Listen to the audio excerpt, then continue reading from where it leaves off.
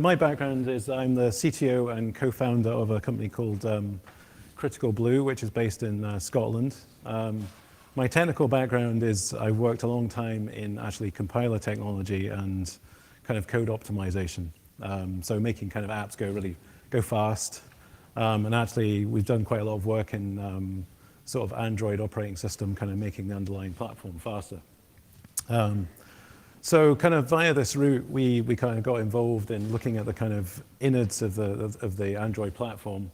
And in the last few years, the company has kind of focused quite a lot on kind of security and security as a service based on the kind of apps.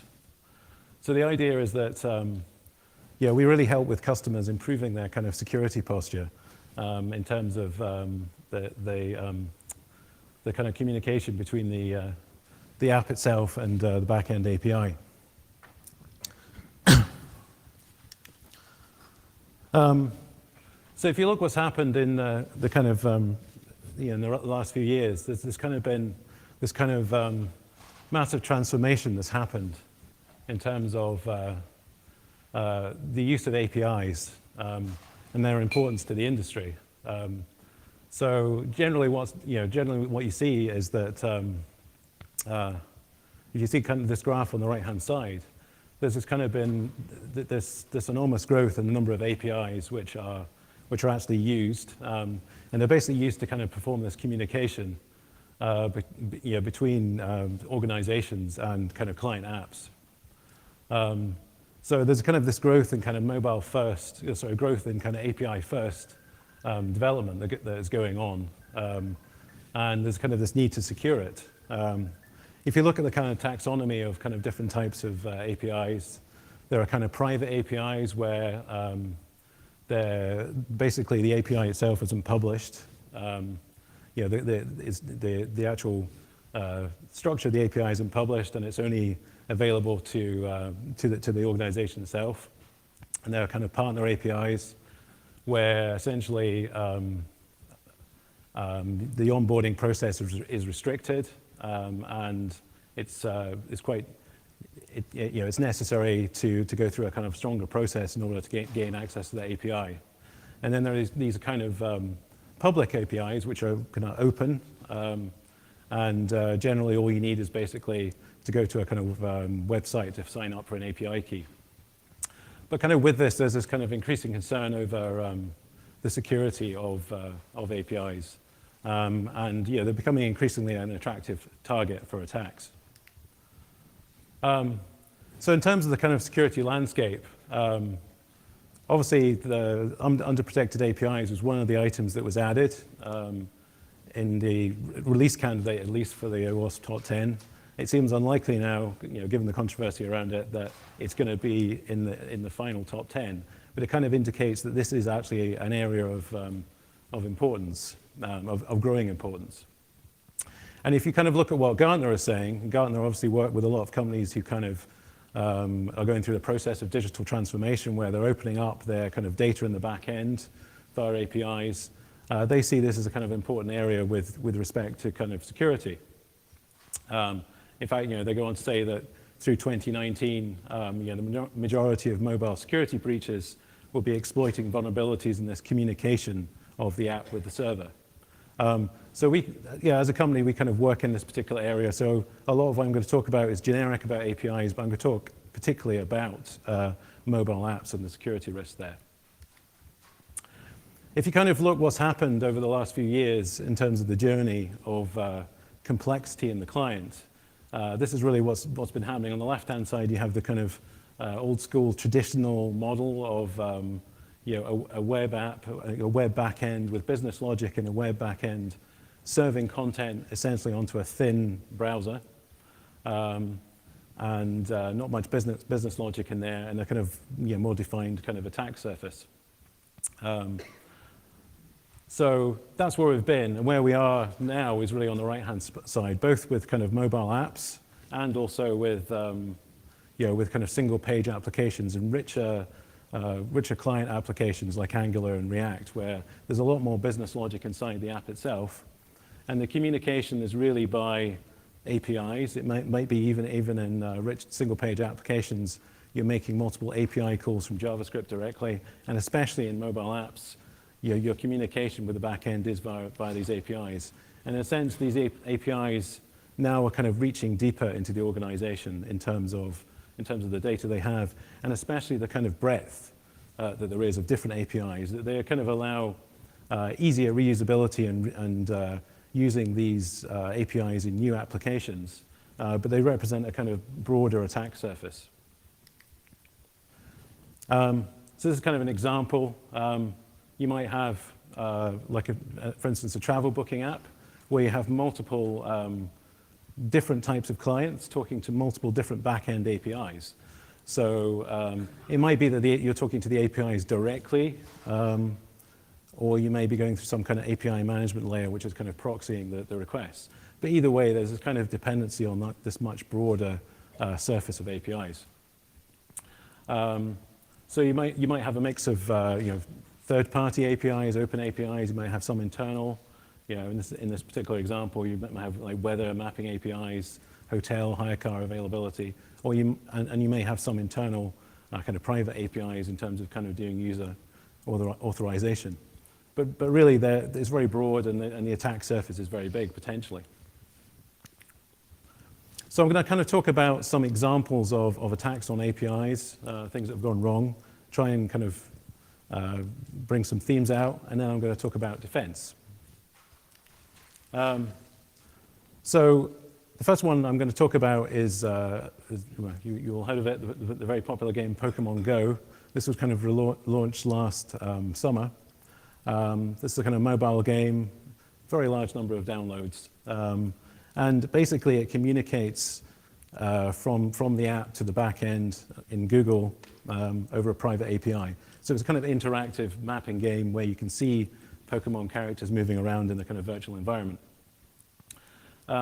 So when the app was first released, there was actually a feature inside it where you could see locally what Pokemon characters were around.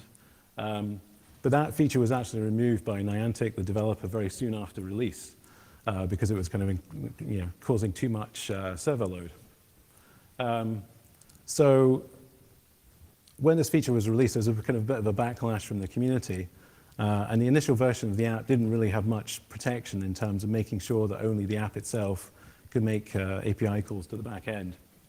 And so there was this kind of work that went on to basically reverse engineer the API by kind of looking at the requests, sort of man-in-the-middle reverse engineering, looking at what the app does. And basically these kind of online maps and open source projects that allow you to spoof requests appeared very soon afterwards.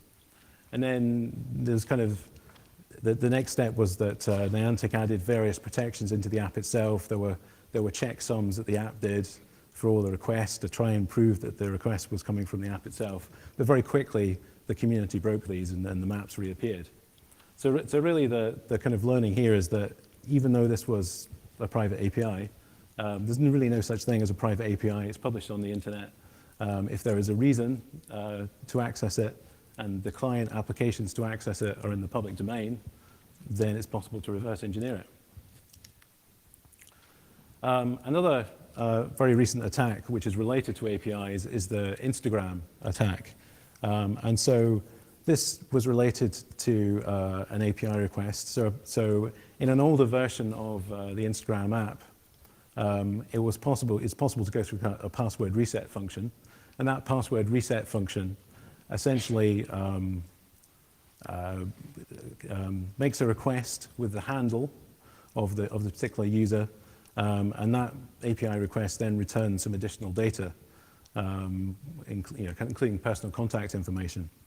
But what it's actually possible to do is it's actually possible to tamper with that particular API request using a kind of man-in-the-middle proxy, put somebody else's handle, like a celebrity, and get contact information back. So poor access control effectively on the API. And then, of course, given that information, you can then launch a social engineering attack, a very effective one, which allows you to then get access, potentially do an account takeover, which is what happened in this particular case. And once you have an account takeover, then, of course, all the data can be leaked. So there's kind of the need to consider kind of legacy functions, legacy APIs, and the possibility of request tampering as well in terms of the kind of overall security posture. So there are these reverse engineering risks that exist, particularly in mobile apps, but this is true of kind of JavaScript as well. There are a very wide variety of kind of open source tools. These ones are primarily Android ones, but also for iOS, that allow you to reverse engineer what's happening inside a mobile app. You can see strings inside it. You can decompile the code. You can actually go as far as actually taking the code, reverse engineering it, adding your own malicious code, republishing it as an app. And then if you're able to kind of socially engineer someone to install the app, then you can then effectively leverage their credentials and do whatever with the data that's available inside the app. So any secrets as well, like API keys or secrets that are used for accessing an API can also be reversed in this manner. The other thing about APIs is that really all the potential risks that already exist on the web continue to exist in APIs. So all the concerns around injection attacks, cross-site scripting, all these things potentially could be inside an API as well. It's still a risk. The way APIs generally are kind of developed is they have quite a regular structure in order to make it easy to develop against.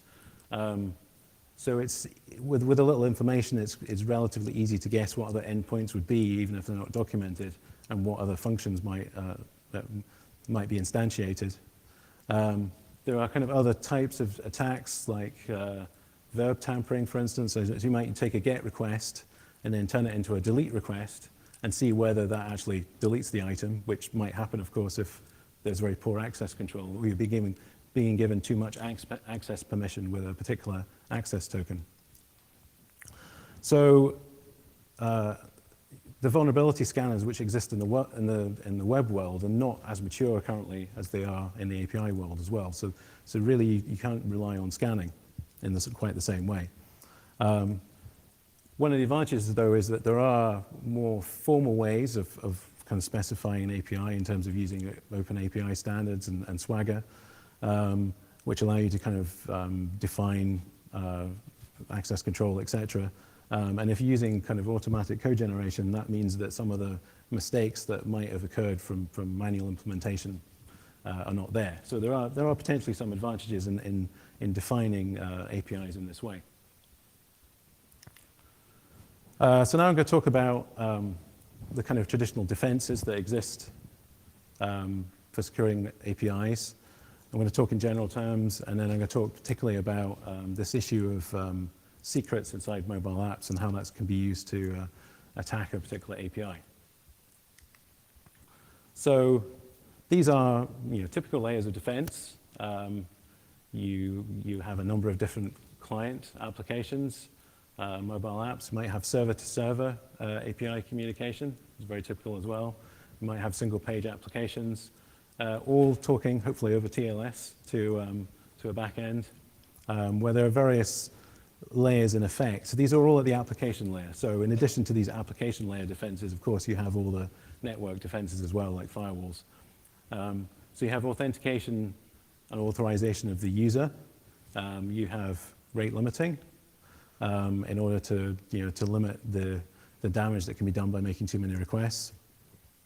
And then also in many cases, you also have some kind of authentication of the software client itself, either by keys or kind of secrets which are used to sign requests to prove that it's actually coming from the right client. In terms of authorization and authentication, there are kind of well-known standards like OAuth and OpenID, which are typically used to implement that. The first thing I'm going to talk about is rate limiting. So the issue with APIs is that if a single user or a group of users makes a large number of API requests, then there is the possibility that would actually degrade the service to other users. So generally, in order to maintain the quality of service and to really act as a defense against application-level DDoS, there's normally a rate limiting put in place, which is maybe by the IP address. It could be by an API key, which basically is a rate limit for a particular application, or even by a user. Ideally, these types of protections should also account for the type of request being made, because some requests are a lot more expensive than others. For instance, if you're doing a GET request that might be cached, that's potentially not much overhead, whereas if you're doing an API request which invokes a back-end database search, then potentially that is more expensive, and you would want to rate limit even more for those, because those are the type of things that you would look for as an attacker in order to do a DDoS, in order to produce high load on the back-end systems. Another thing which is important as well is that in some cases, data can be scraped off an API. For competitive reasons, you might want to get, say, pricing information off an API. And to do that, you might build a bot which basically knows how to access the APIs and then basically exfiltrate the data. And to prevent that, you need to be able to recognize that. So there are various kind of behavioral approaches which are used to prevent it. And also, in the extreme case, you might want to inject some kind of capture. Now, normally captures are for the web world. So in general, captures and proving that you have a human on the other end is not something which is normally as easy to put into an API, given it's generally built around JSON and HTTPS. I'm going to talk a bit about the OAuth 2 flow here, because it's quite important. You see it very widely in terms of APIs. They normally have a section when you sign up for an API, well, how do you get a token to access each of the endpoints, normally based on this standard. It's quite, the nomenclature around the actors in OAuth 2 is somewhat complex, or not obvious when you first read it. And also there are a large number of different types of flows that you can use. It's not always obvious exactly which flow you should be using in a particular case. I'm going to talk about the code grant flow briefly, because that's the most common one that's used with APIs, but there are other types of flows. In terms of what these boxes mean, on the left-hand side, what is referred to as the client is effectively the software app. And then you have a resource owner. So the resource owner is basically the user in most cases in these types of circumstances. Sometimes it can be another machine for machine-to-machine stuff, but generally it's the user. And what's happening here is that the idea of OAuth 2 is that the resource owner is giving delegated authorization to a client application to go and use an API on its behalf.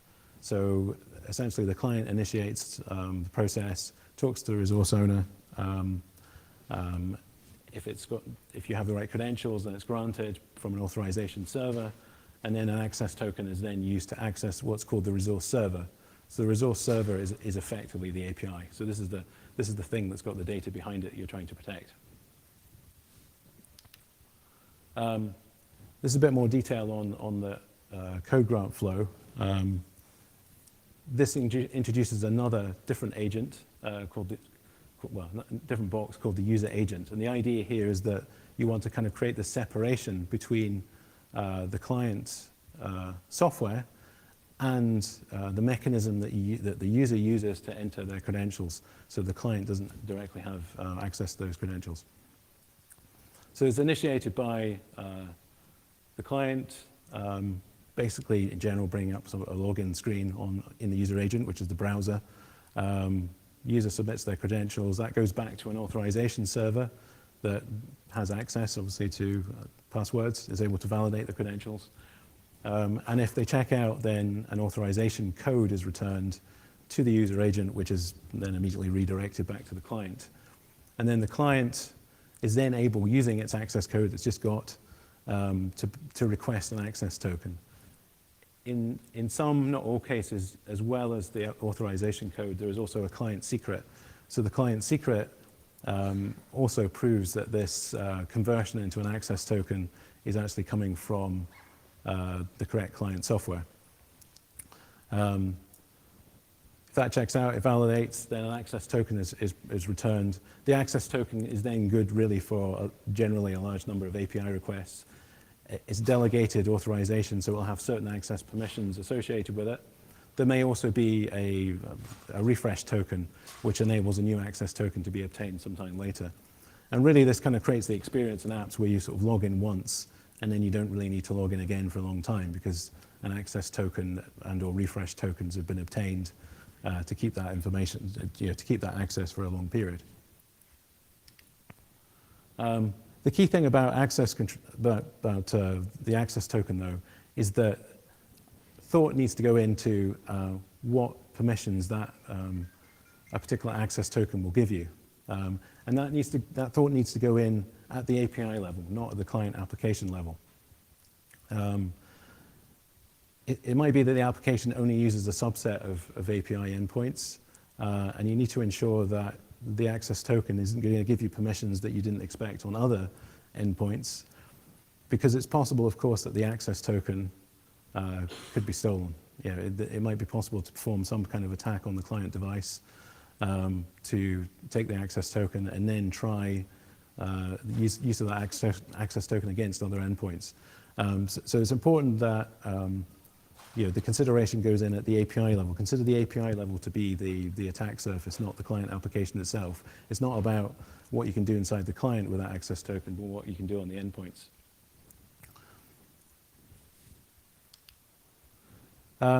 Another thing which is quite important, depends on the application, is this idea of API keys and software identity. So as I said, the kind of typical flow is that for an open API, a developer signs up for an API key. In some cases, it may just be an API key, and sometimes there's also a secret which is involved as well. And the idea is that the secret generally is not transmitted. Depends on the implementation. Generally, it's not transmitted. It goes inside the client application, and then the client application can prove it has access to the secret. This is also relevant to OAuth 2, as I said, because sometimes there's a client secret there, which is basically used as leverage to get the access token. This kind of identifies your application.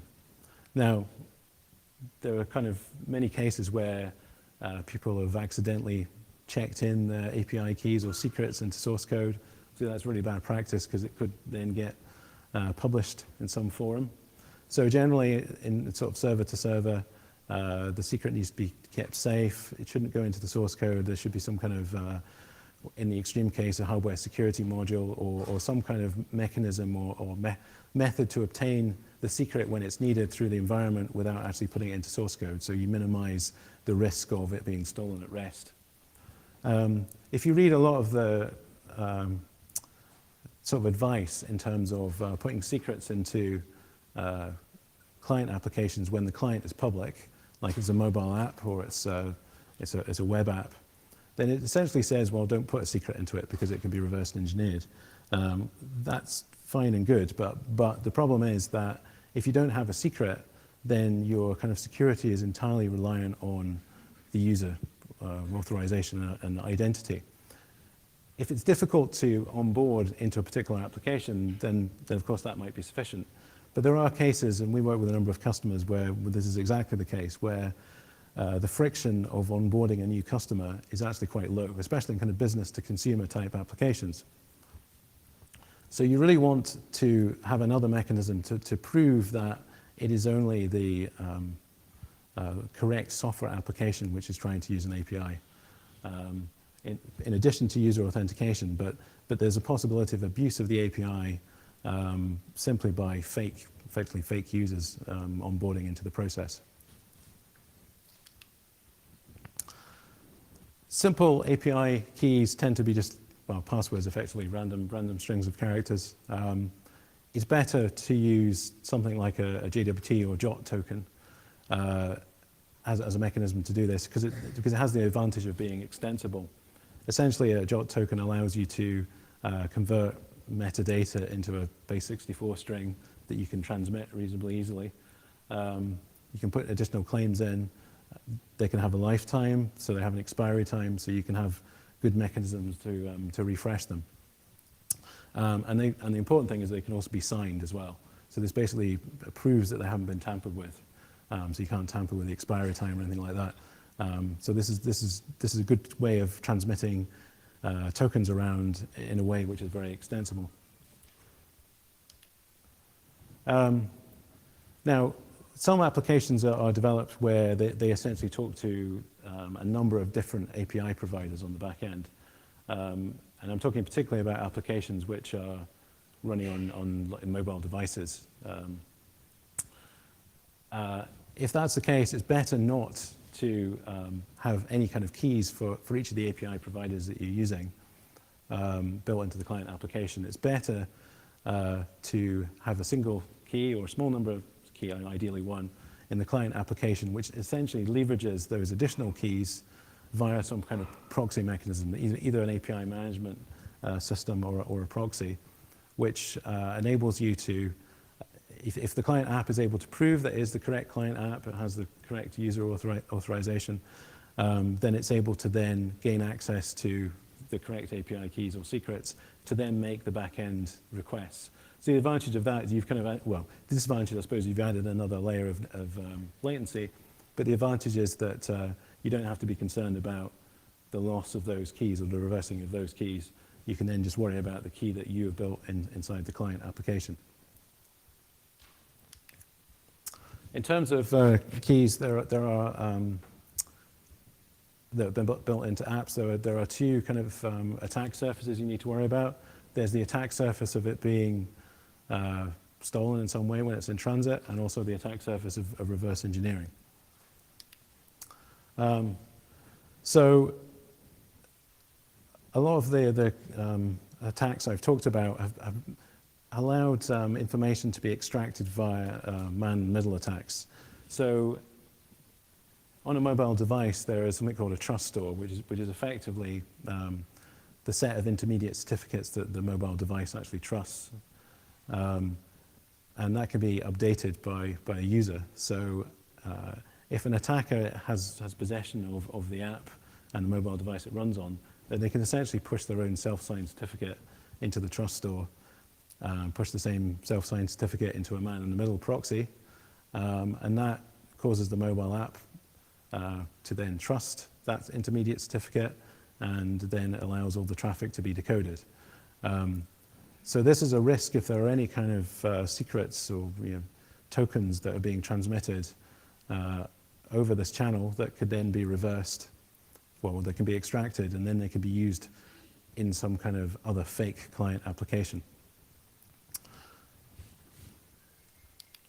The way you defend against this type of attack, and many more security-conscious apps like banking apps do this, is that you use a technique called pinning inside the mobile app. And what essentially that is doing is it's saying, don't trust the trust store, but actually bind the API request, the API endpoint requests to a particular certificate. So either the certificate, a particular certificate, or its public key or some hash of it is put inside the mobile app directly. And when an API request is made, if you don't see that particular API, that particular certificate, then you basically reject the communication. So that basically prevents these type of man-in-the-middle attacks. However, there are kind of two problems with this. Firstly is that there are various tools which are available, because these use quite standard interfaces to do this. There are tools which are available that you can put onto a routed device, which then enable you to essentially undo this process. And the other problem is that you actually kind of create this dependency between your app and your back-end servers, and that when you want to rotate the certificate, you can't just do that without updating the mobile app. And then you realize, of course, that you can't get all your users to update mobile apps overnight. So then you have the maintenance problem of having potentially two certificates that you need to rotate with a time period in between. So there are a few kind of management issues around it. In terms of actually implementing it on a mobile app, it's relatively straightforward generally. Most of both on iOS and Android have mechanisms to do this. This particular example is for Android, using OK HTTP layer, where essentially you just create a class where you add certain endpoints and you give it a hash of a certificate you expect, And then basically when you make your HTTP requests, unless you see a certificate with that hash, then it gets rejected.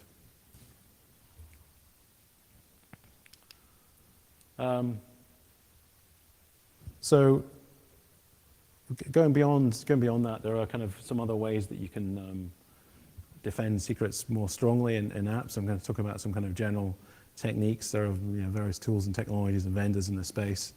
But in general terms, there is white box cryptography. So as I said, in some cases, what you do rather than transmit any kind of secret or between an app and the backend API is that instead you send some kind of checksum or an HMAC is a typical way. A hash message authentication code is a secure way. It basically sends the message and you sign it. You sign the message with a secret key, and basically that proves both that the message hasn't been tampered with in any way, and also that you have possession in the app of the secret key without actually transmitting it. But of course, that creates the possibility of being able to reverse engineer it. So white box cryptography kind of goes further and is a technique where you can take secrets, cryptographic algorithms, and dissolve the secret directly into the code. So rather than actually ever have the secret in memory or even in code, it's dissolved into a white box. And then you end up with a function that you can take a message in.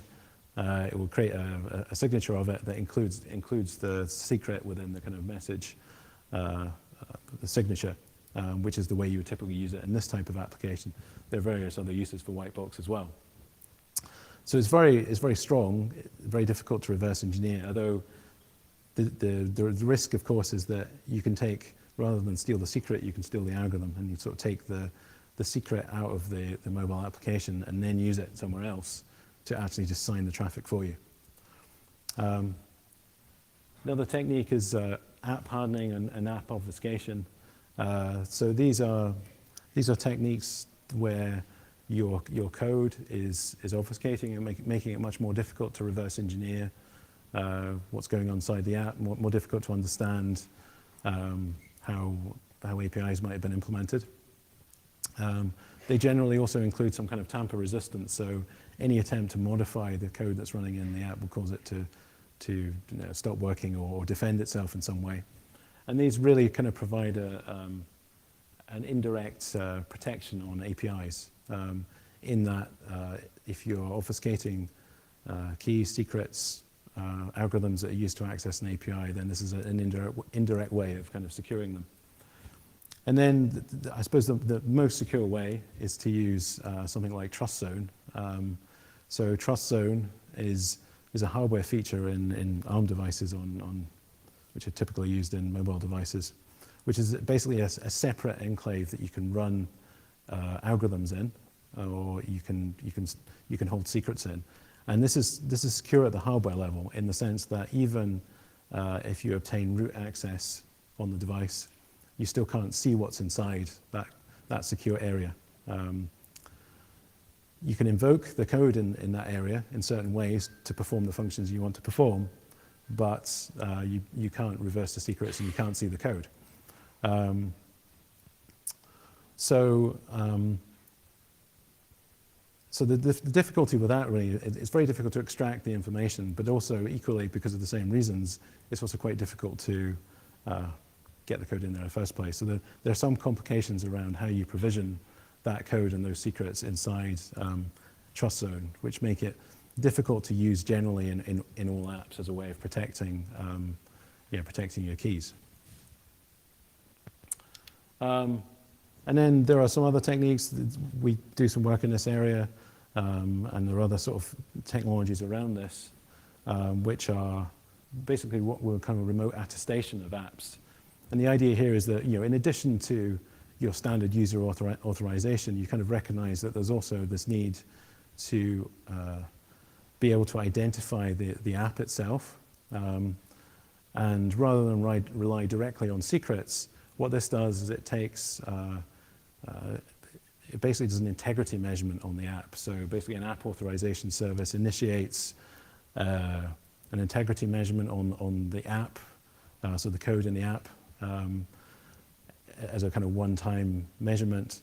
And then basically if the app is able to prove that it really is the app by doing this measurement, then it can be issued with a short-term token, which can then allow it to talk to a back-end API server.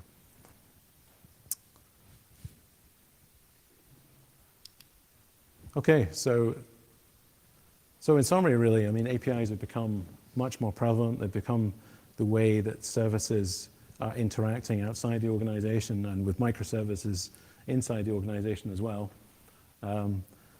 Most of the issues to do with security are being carried forward with APIs in terms of the risks. You need to be aware that any API which is made available on the internet is essentially public, whether you intend it to be or not. And because protocols can be reverse engineered, and it's possible to build an app which can spoof a bot or another piece of software that can spoof API requests. And in some applications where the onboarding process for users is not that strict, especially in kind of consumer apps, there's a possibility that APIs can be abused by fake users. And so there's this need to kind of to prevent automation by building different software clients to do that. There's this need to consider user identity and software identity together. And simply building secrets into apps is really not very good. They're easy to reverse. So there are kind of a number of different levels you can go to in terms of how much security you want to implement and how much security you actually need. But you need to make those considerations as well in terms of locking down access to the API. Okay, thank you.